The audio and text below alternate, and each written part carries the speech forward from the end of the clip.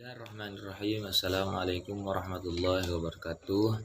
Perkenalkan, nama saya Abdul Rahim dengan NIM 120120074.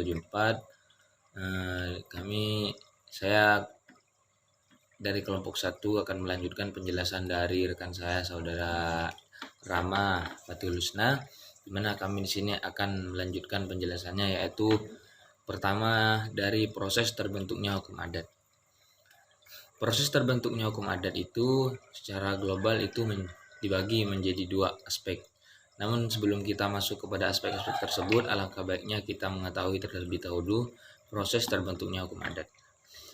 Nah, hukum adat adalah turunan kebiasaan manusia dalam hidup masyarakat sejak manusia itu diturunkan Tuhan ke muka bumi ini. Maka ia mulai hidupnya berkeluarga, bermasyarakat, kemudian bernegara. Sejak manusia itu berkeluarga, mereka telah mengatur hidup dan anggota keluarganya menurut kebiasaan mereka masing-masing. Jadi terbentuknya hukum adat itu pertama diciptakan oleh Allah Subhanahu wa taala yang Maha Kuasa ke muka bumi ini, kemudian di muka bumi ini membentuk satu kelompok golongan keluarga, sehingga dari golongan keluarga tersebut dan dia bisa hidup bermasyarakat sehingga adanya yang namanya hukum adat. Baik, kemudian kita masuk kepada aspek dari terbentuknya hukum adat tersebut.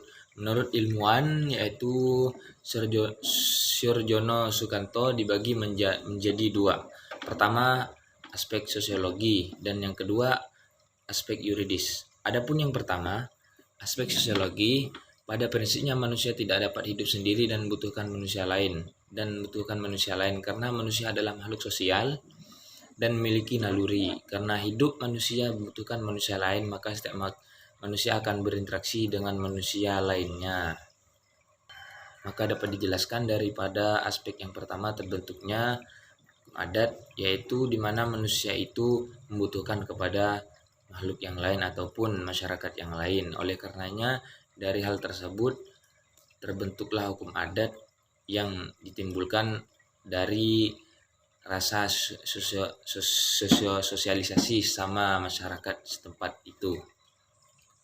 Kemudian yang kedua terbentuknya hukum adat dilihat dari aspek yuridis, yaitu di mana aspek dilihat dari tingkat sanksinya, dan dari cara tersebut akan tercipta suatu kebiasaan dan sanksi atas penyimpangan agak kuat dibandingkan sanksi cara usaha. Kebiasaan yang berulang-ulang masyarakat akan melahirkan standar kekuatan atau mores di mana sanksi atau penyimpangan sudah menjadi kuat. Jadi dalam aspek yuridis ini dijelaskan bahwa proses terbentuknya adat di lingkungan masyarakat itu di mana dilihat dari tingkat sanksinya, di mana seorang tersebut berbuat kesalahan, maka di mana sanksi tersebut bisa ditetapkan sesuai dengan sanksi yang ia telah perbuat.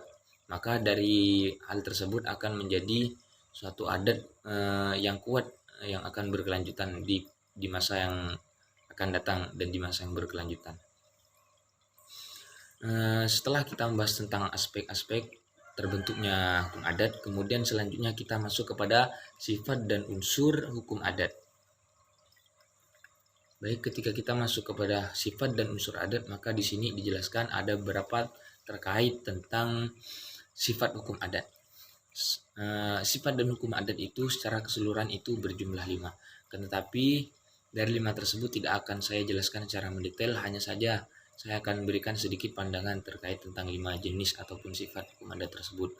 Adapun yang pertama, sifat hukum adat tradisional, di mana hukum adat tersebut hukum yang ada berdasarkan turun-temurun ataupun hukum yang timbul dari nenek moyang mereka, di mana mereka membiasakan suatu hukuman tersebut pada zaman nenek moyangnya. Ketika di zaman setelahnya tidak melaksanakannya, maka itu dianggap sebagai tindak yang bisa menyalahi peraturan yang telah ditetapkan oleh nenek moyangnya ataupun dapat mendatangkan malapetaka.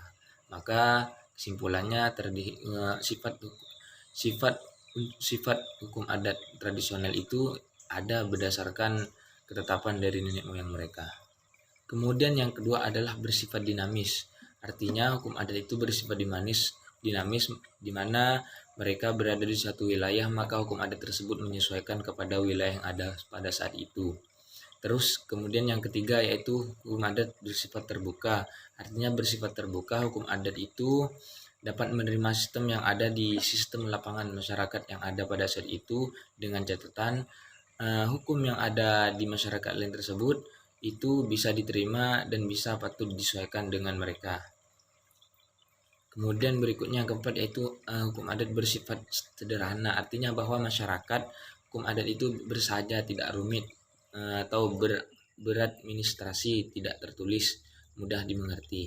Artinya dari ini bersifat sederhana, tidak memberatkan kepada masyarakat dan mudah dipahami oleh masyarakat dan tidak bertolak belakang dengan logika yang ada pada masyarakat tersebut. Kemudian yang terakhir yaitu musyawarah dan mufakat. Di kalangan masyarakat, unsur dan sifat dari hukum adat tersebut yaitu berdasarkan masyarakat lebih mengutamakan kepada musyawarah atau mufakat, di mana setiap suatu perselisihan mereka akan selesaikan dengan cara bersama-sama, yaitu dengan cara bermusyawarah mencari jalan yang terbaik dari perkara tersebut. Kemudian yang berikutnya yaitu unsur daripada hukum adat. Unsur daripada hukum adat itu secara keseluruhan itu berjumlah 5. Di antara salah satunya adalah di mana unsur hukum adat itu mempunyai kebersamaan yang kuat. Artinya manusia menurut manusia hukum adat merupakan makhluk dalam ikatan masyarakatan yang erat. Rasa kebersamaan mana meliputi sebuah lapangan hukum adat. Kemudian yang kedua yaitu mempunyai corak magis dan religius, di mana unsur tersebut berhubungan pada pandangan hidup alam yang ada di Indonesia pada saat ini. Kemudian yang ketiga yaitu sistem hukum ataupun unsur sistem hukum itu diliputi oleh pikiran serba konkret. Serba konkret artinya hukum adat sangat memperhatikan banyaknya dan berulang-ulangnya hubungan-hubungan hidup yang konkret. Sistem hukum adat mempergunakan hubungan-hubungan yang konkret tadi dalam pengaturan pergaulan hidup.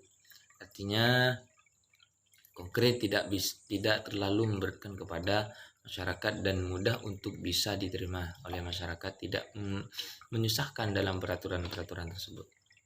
Kemudian unsur yang terakhir yaitu hukum adat mempunyai sifat visual.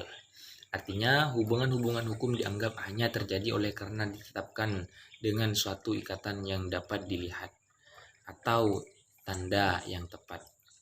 Mungkin dari unsur penjelasan tersebut itu adalah pengakhiran dari penyampaian kami saat ini.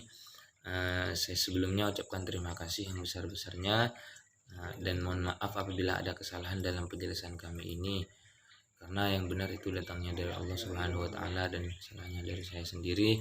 Assalamualaikum warahmatullahi wabarakatuh.